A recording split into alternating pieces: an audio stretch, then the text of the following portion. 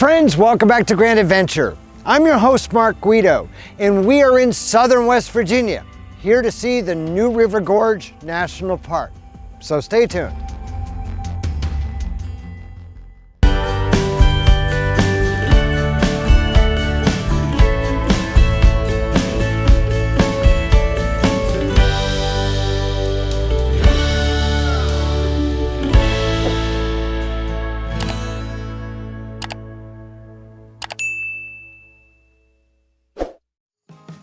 Southern West Virginia's New River Gorge is perhaps best known for this bridge that conveys U.S. Route 19 across the New River. From the highway, the bridge is rather unassuming. It's only when you get beneath the bridge that its impressiveness actually shines. You see, this steel arch bridge, a little over a half-mile long, was the world's longest single-span arch bridge for 26 years after its completion in 1977. More impressive, though, is that it carries traffic 876 feet above the New River, making it one of the highest vehicular bridges in the world and the third highest in the United States. From 1977 until 2001, it was the world's highest bridge carrying a regular roadway. On its annual Bridge Day in October, hundreds of people with appropriate equipment are permitted to climb on or base jump from the bridge.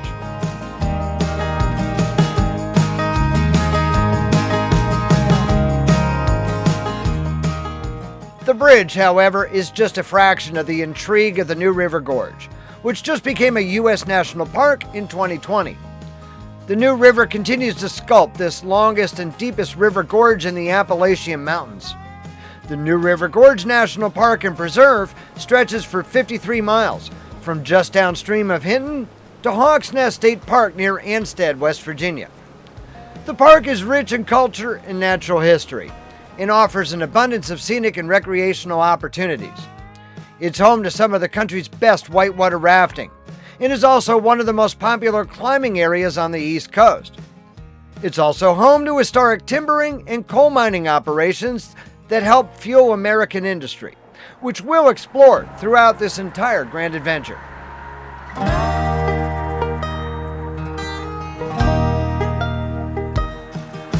On the south end of the bridge, Fayetteville was founded by Abraham Vandal, a Revolutionary War veteran and local farmer. Coal mining nearby in the late 19th century brought rapid growth to Fayetteville. Following the decline of the area's coal industry, Fayetteville's economy is now almost entirely built on tourism, thanks to its proximity to the outdoor recreation within the new national park.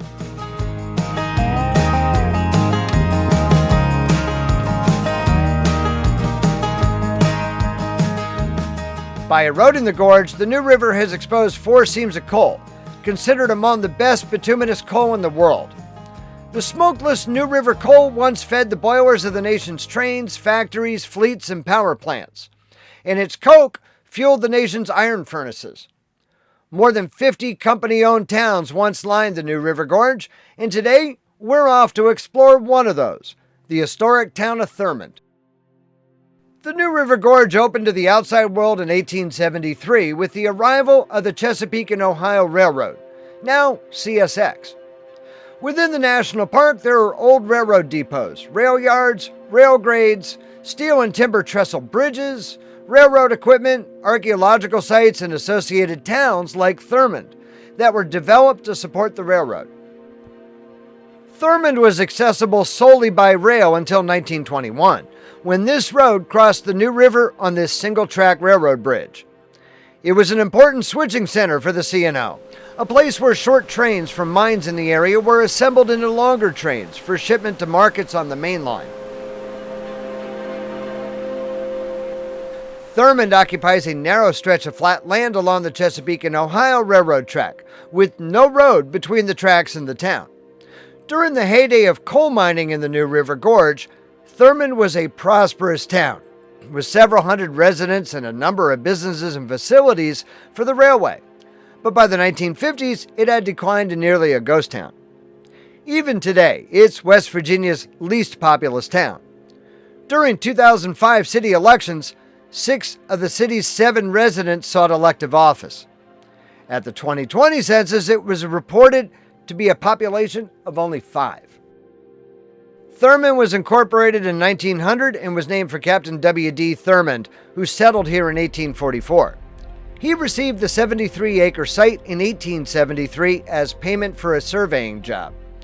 He served in the Confederate Army and died in 1910 at age 90. Thurmond Post Office was established in 1888 and discontinued in 1995.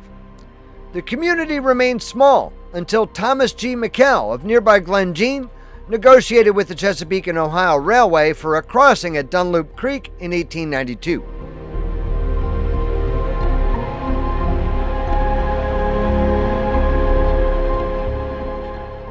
Two hotels were located at this river crossing.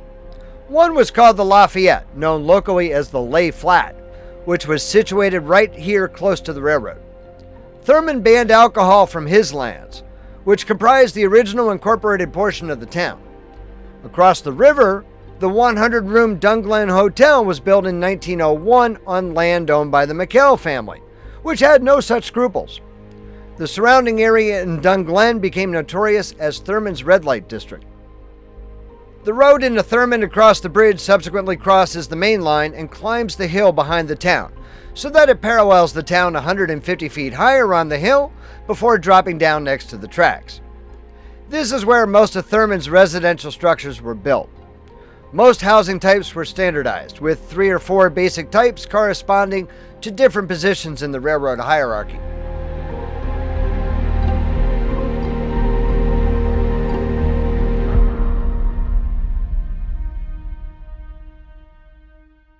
Most of Thurmond is now owned by the National Park Service for the New River Gorge National Park and Preserve. The entire town is a designated historic district on the National Register of Historic Places.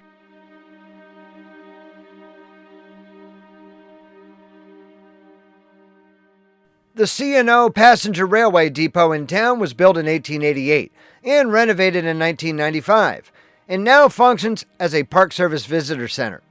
It is the second least used Amtrak station after Sanderson, Texas.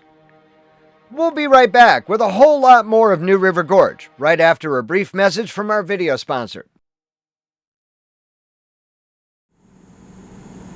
If you're getting a poor night's sleep in your RV or waking up with back pain, your RV mattress may be to blame. It might be time for an upgrade from our video sponsor, RVmattress.com by Brooklyn Bedding. Improve your sleep while camping with a new RV mattress from our video sponsor, Brooklyn Bedding. They offer 4 different mattress constructions in 21 different sizes, depending on preference and price point. Everything from standard queen to all of those funky, odd RV sizes. Brooklyn Bedding manufactures all of its mattresses right at their factory in Arizona. And RVmattress.com ships them right to your door for free, all rolled up and compressed in a vacuum seal. Just cut the wrap to unroll the mattress onto your bed, then cut the vacuum seal. For our mattress, Brooklyn Bedding starts with a layer of high-density foam for a supported base. Just above the base, an 8-inch core of over 1,000 individually encased coils provides the essential support. Immediately above the coils is a 1-inch layer of memory foam and 2-inch layer of hyper-elastic Titan Flex foam. Finally, at the very top is a 1.5-inch layer of antimicrobial Copperflex foam with Titan Cool, which when paired with a PCM surface infusion that Brooklyn Bedding calls Glaciotex, is designed to maintain an ideal sleep body temperature of 88 degrees Fahrenheit. Every Brooklyn Bedding mattress from RVmattress.com comes with both a 10-year warranty and a 120-night risk-free sleep trial. Thank you to RV Mattress by Brooklyn Bedding for giving us a chance to try out their mattress so we could share our experience with you. And thanks, too, for a discount code to pass on to our Grand Adventurers. Visit RVmattress.com/GrandAdventure to get 20% off your mattress with promo code GrandAdventure. We're heading south from Thurmond via McKentry Road on the direct route to the town of Prince, which follows the banks of the New River. En route, we're encountering the town of Thayer, which was a company town for the Ephraim Creek Coal and Coke Company. At its peak, the town contained a train depot, a 1,000-seat theater with a bowling alley and billiards area, a company store, company offices, and company housing. With the exception of these few company houses in near original condition, all of these buildings have been since lost to time.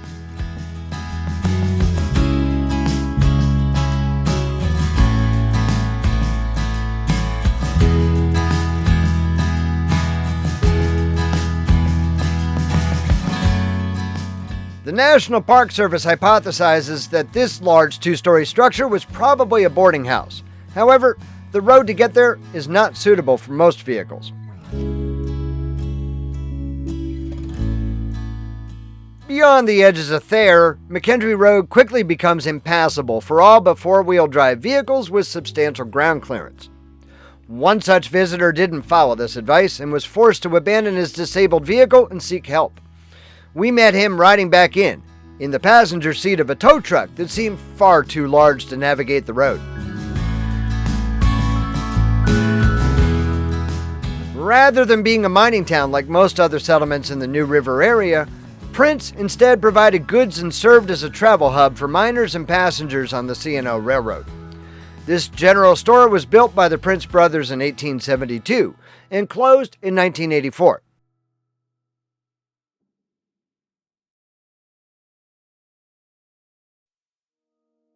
East of Beckley, the community of Grandview was named for, well, its grand view of the New River Gorge.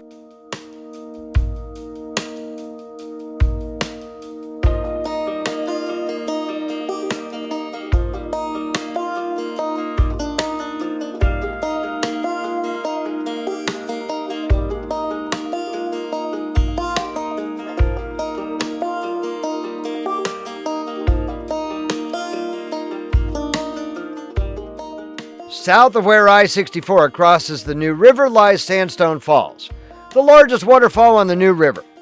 Here, the National Park Service has built an impressive boardwalk and trail complex that spans the two islands below the falls. Here, the falls stretch 1,500 feet across the New River, where it transitions from a broad river of large bottomlands to the narrow mountain river rushing downstream through the New River Gorge. Sandstone Falls was created by the powerful flow of the New River eroding the soft conglomerate rock layer that lies below the hard sandstone layer from which the falls gets its name.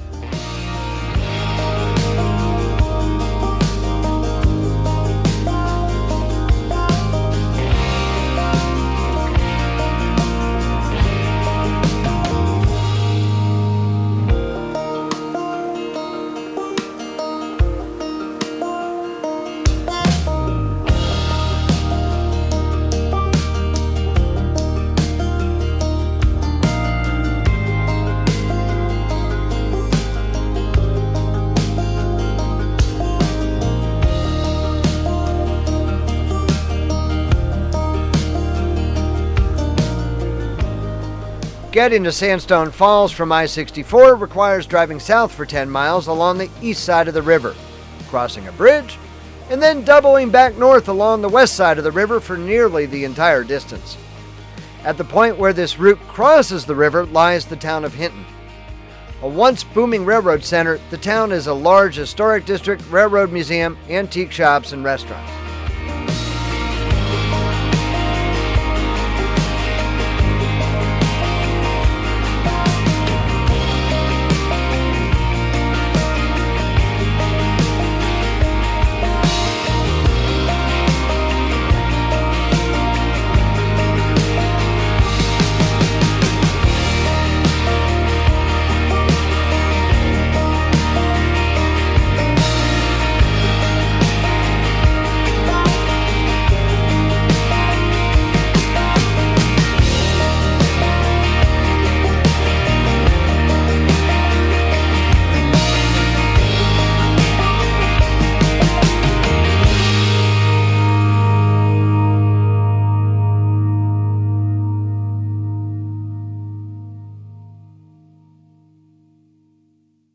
Commercial mining in the New River coalfield began in the 1870s and thrived into the 20th century. The coal in this field is a low volatile coal known as smokeless coals. By the 21st century, many coal camps had partially or completely returned to nature, including Nuttallburg, which we're heading out to explore today. It's regarded as one of the most intact examples of traditional coal mining in West Virginia. Like Thurmond, Nuttallburg is built around the railroad line at the bottom of the gorge and requires a long, winding, narrow, sometimes paved road to access. The closer you get to Nuttallburg, the narrower the road becomes. 3 times on this drive, I've had to back up to a spot wide enough for an oncoming vehicle to pass. Nuttallburg was established in 1870 by Briton John Nuttall, who correctly anticipated that the C&O Railroad would be built through the new River Gorge. When the railroad arrived in 1873, Nuttall had already built almost 100 houses with 80 coke ovens, a variety of mine structures, and a coal tipple on a railroad siding. Coal companies recruited native-born whites, immigrants from Southern and Eastern Europe, and African Americans from the South to work in their coal mines and railroads. Like many of this region's towns of the era, Nuttallburg was a segregated town. This bridge crosses Short Creek, which separated Nuttallburg's black community to the east from its white community to the west. Each community had its own separate schools and churches. Flat land by the river was dedicated to railroad and industrial use, leaving houses to seek purchase on the hillsides. We're going to hike along the Town Loop Trail to find some of these residences, of which all that remains are foundations. In the 1920s, the mines in Nuttallburg were acquired by the Fordson Coal Company, operated by Henry Ford's son Edsel, as captive mines to supply coal to the Ford Motor Company's River Rouge plant in Dearborn, Michigan. Ford updated many of the mine's facilities at that time, and most of the structures still standing here date to the Ford days. However, Fordson sold the mine to the New River Coal Corporation in 1928, possibly because railroad regulations made coal transport to Michigan too difficult. The post office here closed in 1955 and the train depot in 1962. The town was abandoned shortly thereafter.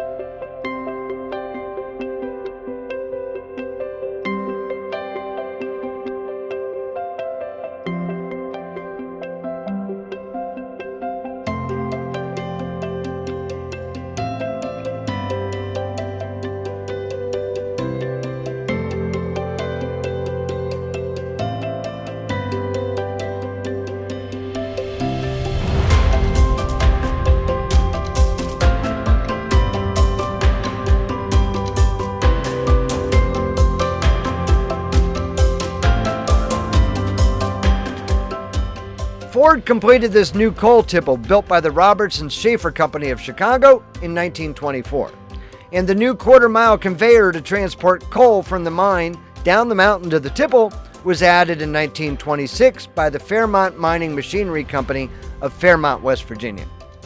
The tipple was used to load the coal mined from deep within the mountain into railroad cars for transport.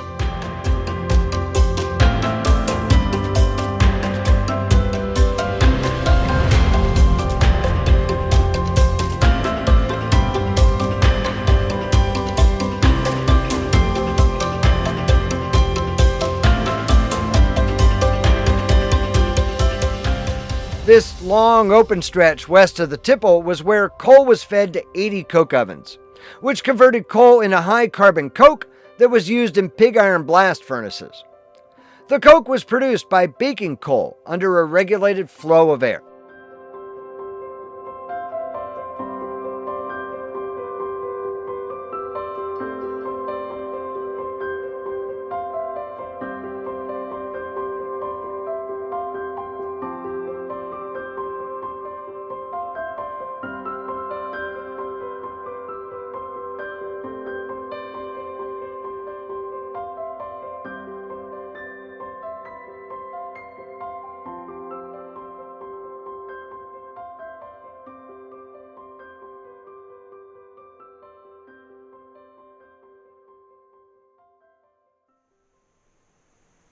Until I actually got here, I didn't realize that you could hike up a steep switchback trail to the mine entrance. Although I'm in shorts with the wrong footwear, I can't pass up that opportunity.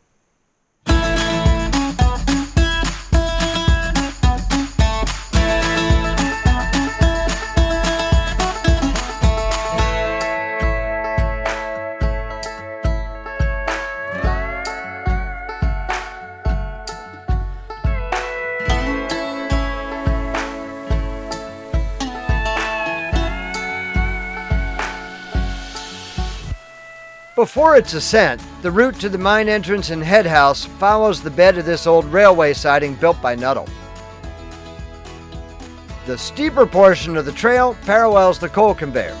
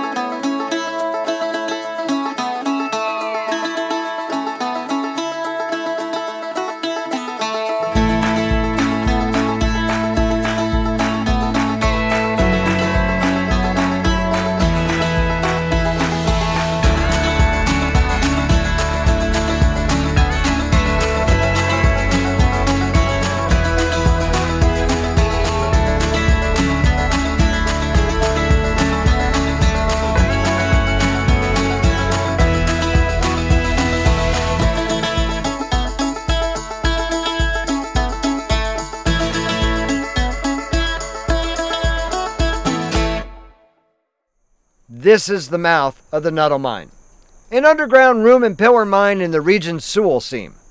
It was sealed in 1958.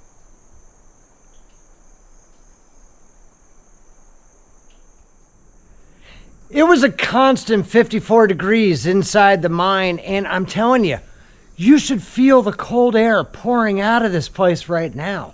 It's kind of like, well, it's man-made, but it's kind of like Mother Nature's air conditioner after that long climb up the hill. This head house was rebuilt in 1925 and 1926. Loaded coal cars left the mine and entered the head house where the cars were weighed, as miners were paid based on the weight of coal they mined.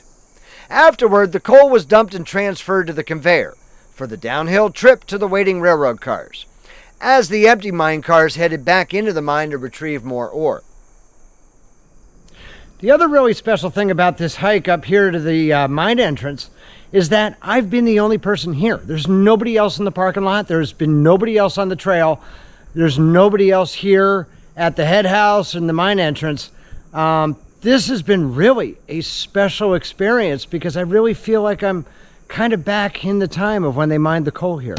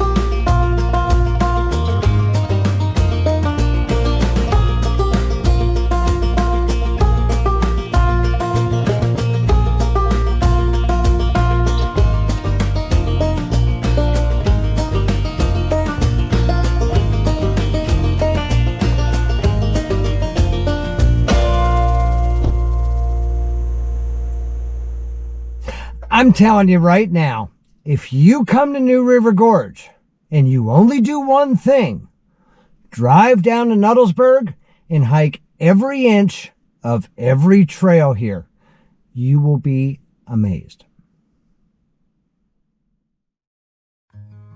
One site that we want to visit while we're here, because it's within driving distance, but nevertheless outside of the national park, is the Greenbrier.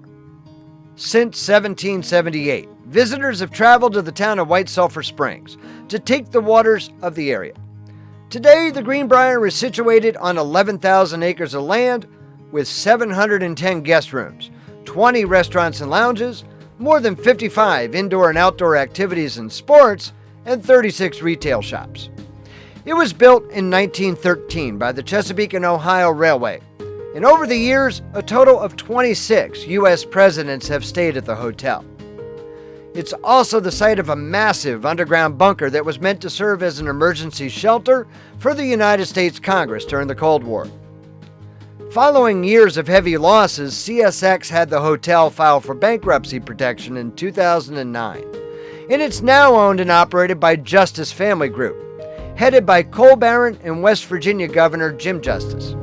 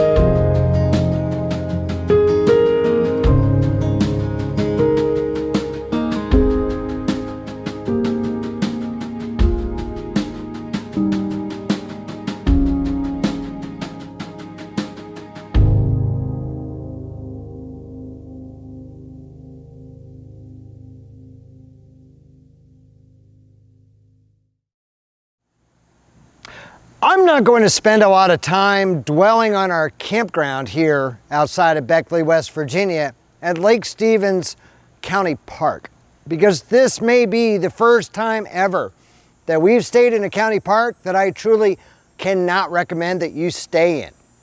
For one thing, the sites are insanely close together, much more so than even in your typical commercial RV park. As a matter of fact, our awning actually overlaps our neighbor's slide. We are that close together. Fortunately, most of the people here appear to be seasonals. And during the week, we're practically the only people actually staying in the campground, even though the campground is nearly full. Our neighbors aren't there. So even though their trailer is so close to ours, there's nobody there for us to disturb or vice versa.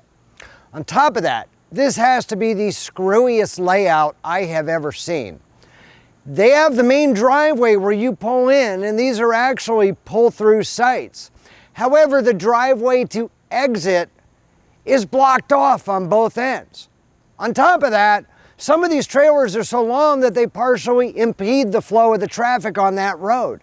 So when it comes time for us to leave, our only option is to find an empty RV site to drive through and then back up the road to back up to our trailer and back out of the pull-through site. It makes absolutely zero sense. And it's a shame, because this truly is a beautiful lake and a beautiful park. They just did a really lousy job designing this campground.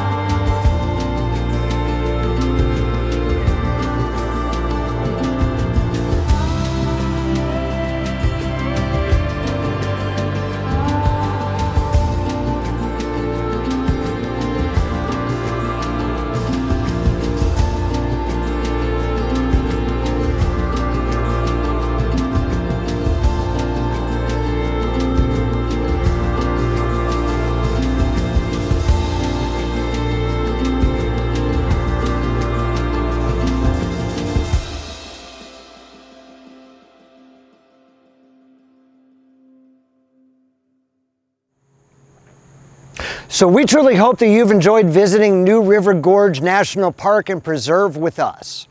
If you're not yet a grand adventurer, coming up next week, we're going to be heading to the Atlantic Ocean, to Cape Hatteras National Seashore in North Carolina.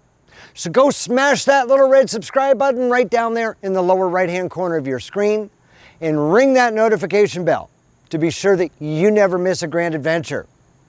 We'd be honored if you shared the channel with your friends, family, and on social media.